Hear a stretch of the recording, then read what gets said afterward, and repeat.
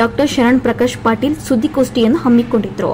ಈ ಸಂದರ್ಭದಲ್ಲಿ ಮಾತನಾಡಿದ ಅವರು, ಈ ಕಾರ್ಯಕ್ರಮಕ್ಕೆ ಎಐಸಿಸಿ ಅಧ್ಯಕ್ಷರಾದ ಮಲ್ಲಿಕಾರ್ಜುನ್ ಖರ್ಗೆ ಹಾಗೂ ತೆಲಂಗಾಣ ಮುಖ್ಯಮಂತ್ರಿಗಳಾದ ರೇವಂತ್ ರೆಡ್ಡಿ ಅವರು ಆಗಮಿಸುತ್ತಿದ್ದಾರೆ ಎಂದು ಮಾಹಿತಿ ನೀಡಿದರು. ಇನ್ನು ಕಾಂಗ್ರೆಸ್ ಪಕ್ಷದ ಪರವಾಗಿ ಕರ್ನಾಟಕ ಜನತೆಯ ಹಾಗೂ ಎಲ್ಲಾ ಜಾತಿ ವರ್ಗದಲ್ಲಿ ಪಕ್ಷದ ಪರವಾಗಿ ಒಲವು ತೋರಿದ್ದಾರೆ. ಹಾಗಾಗಿ ನಮ್ಮ ಅಭ್ಯರ್ಥಿ 100ಕ್ಕೆ 100ರಷ್ಟು ಗೆಲ್ಲುತ್ತಾರೆ ಎಂದು ವಿಶ್ವಾಸ ವ್ಯಕ್ತಪಡಿಸಿದರು.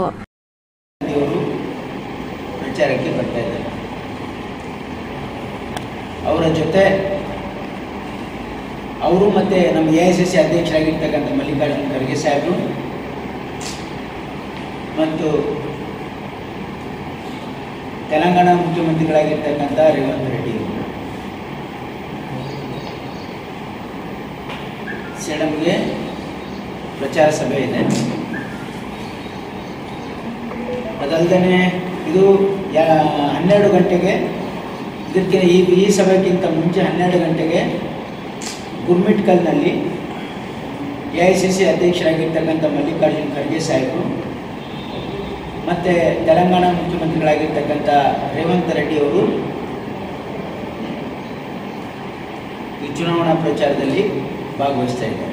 12 ಗಂಟೆಗೆ ಗುರ್ಮಿಟ್ಕಲ್ಲು, ಪ್ರಿಯಾಂಕಾ ಗಾಂಧೀಜಿಯವರು ಕೇವಲ ಸೇಡಂ ಬರ್ತಾ ಇದ್ದಾರೆ. ಇಬ್ಬರು ನಾಯಕರು ಗುರ್ಮಿಟ್ಕಲ್ ಮುಗಿಸ್ಕೊಂಡು ಸೇಡಂ ಬರ್ತಾರೆ. 3 ಜನ ಇಲ್ಲಿ ಸೇಡಂನಲ್ಲಿ ಕಾರ್ಯಕ್ರಮ.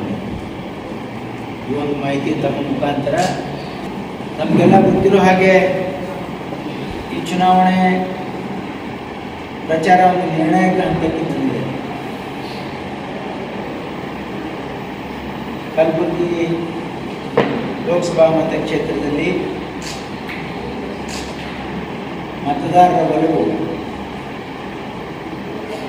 ಕಾಂಗ್ರೆಸ್ ಪರವಾಗಿದೆ ಅಂತ ಹೇಳಿ ಎಲ್ಲ 8 ಮತಕ್ಷೇತ್ರಗಳಲ್ಲಿ ಸೂಚನೆಗಳ ಸಿಗ್ತಾ ಇವೆ.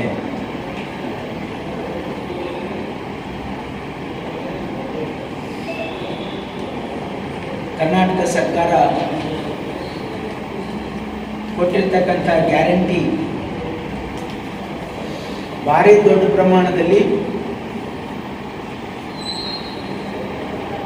ಜನರ ಮೇಲೆ ಇಂಪ್ಯಾಕ್ಟ್ ಆಗಿದೆ. ಇಂಟರ್ನಲ್ ಸರ್ವೆ ವಿಶೇಷವಾಗಿ ಹೆಣ್ಣು ಮಕ್ಕಳು,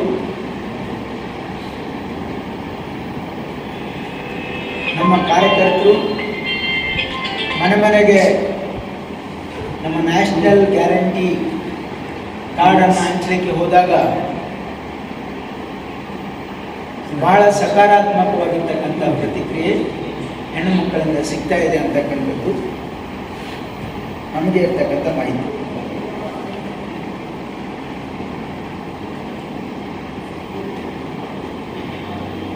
ಇದು ಮೊದಲನೇ. ಆಮೇಲೆ ನಗರ ಪ್ರದೇಶದಲ್ಲೂ ಕೂಡ ಇನ್ನು ಎಜುಕೇಟೆಡ್ ಜನ ಇದ್ದಾರೆ,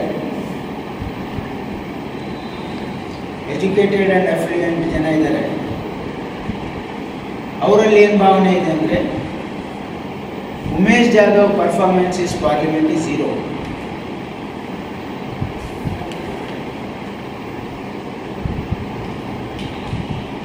ಅವರ ಪರ್ಫಾರ್ಮೆನ್ಸು ಪಾರ್ಲಿಮೆಂಟಲ್ಲೂ ಚೆನ್ನಾಗಿರಲಿಲ್ಲ ಮತ್ತು ಕಲಬುರಗಿ ಅಭಿವೃದ್ಧಿಯಲ್ಲಿ ಅವ್ರ ಕೊಡುಗೆ ಶೂನ್ಯ ಅಂತಕ್ಕಂಥ ಭಾವನೆ ಜನರಲ್ಲಿ ಬಂದ್ಬಿಟ್ಟಿದೆ. ಭಾಳಷ್ಟು ಜನ ನಮಗೆ ಒಪ್ಪಲ್ಲಿ ಹೇಳ್ತಾ ಇದ್ದಾರೆ. ಕ್ಯಾಂಡಿಡೇಟ್ ಬಗ್ಗೆ ಭಾರಿ ಆ್ಯಂಟಿ ಇನ್ಕಂಬೆನ್ಸಿ ಇದೆ, ಭಾಳ ದೊಡ್ಡ ಪ್ರಮಾಣದ ಆ್ಯಂಟಿ ಇನ್ಕಂಬೆನ್ಸಿ. ಸಿಟ್ಟಿಂಗ್ MP ಪಾರ್ಲಿಮೆಂಟಲ್ಲೂ ಕೂಡ ಇವರಿಗೆ ಮಾತಾಡೋಕ್ಕಾಗಿಲ್ಲ. ಆಮೇಲೆ ಕಲಬುರಗಿಗೆ ಕೇಂದ್ರ ಸರ್ಕಾರದಿಂದ ಬರ್ತಕ್ಕಂಥ ಯಾವುದೇ ಪ್ರಾಜೆಕ್ಟ್ಸ್ ಇರಲಿಲ್ಲ. ಉಲ್ಟಾ ಖರ್ಗೆ ಸಾಹೇಬರು ಸ್ಯಾಂಕ್ಷನ್ ಮಾಡಿರ್ತಕ್ಕಂಥ ಪ್ರಾಜೆಕ್ಟ್ಸ್ ಇನ್ನೂ ಹೋಗಿವೆ. ಇದು 2ನೇ ಕಂಪ್ಲೇಂಟ್. 3ನೇ ಭಾಳ ದೊಡ್ಡ, ಎಲ್ಲರಿಗಿಂತ ಜಾಸ್ತಿ ದೊಡ್ಡ ಕಂಪ್ಲೇಂಟ್ ಅಂದರೆ, ಈ MP ಯಾವ ತಾಲೂಕಿಗೂ ಬಂದಿಲ್ಲ, ಯಾವ ಹೋಬಳಿಗೆ ಬಂದಿಲ್ಲ, ಯಾರಿಗೂ ಭೇಟಿನೂ ಆಗಿಲ್ಲ, ಯಾರ ಸಂಪರ್ಕದಲ್ಲೂ ಇಲ್ಲ. ಇವರೇನಾಗಿದ್ದಾರೆ ಅಂದರೆ ಚಿಂಚೋಳಿ MP ಆಗಿದ್ರು ಅಂತಕ್ಕಂಥ ಭಾವನೆ. ಚಿಂಚೋಳಿ ಬಿಟ್ಟರೆ ಕಲಬುರಗಿ ಮತಕ್ಷೇತ್ರದಲ್ಲಿ ಬರ್ತಕ್ಕಂಥ 8 ಅಸೆಂಬ್ಲಿ ಸೆಗ್ಮೆಂಟಲ್ಲಿ ಇವ್ರು ಯಾವಾಗಲೂ ಎಂದೂ ಯಾವ ಕಡೆಗೂ ಹೋಗಿಲ್ಲ, ಯಾವ ಸಭೆ ಮಾಡಿಲ್ಲ, ಯಾವ ಕಷ್ಟ ಸುಖದಲ್ಲಿ ಪಾಲ್ಗೊಂಡಿಲ್ಲ ಮತ್ತು ಅಸೆಂಬ್ಲಿ ಚುನಾವಣೆಯಲ್ಲೂ ಬಂದಿಲ್ಲ ಅಂತಕ್ಕಂಥದ್ದು ಕೂಡ ಒಂದು ಜನರಲ್ಲಿನೇ ಭಾವನೆ ಬಂದಿದೆ.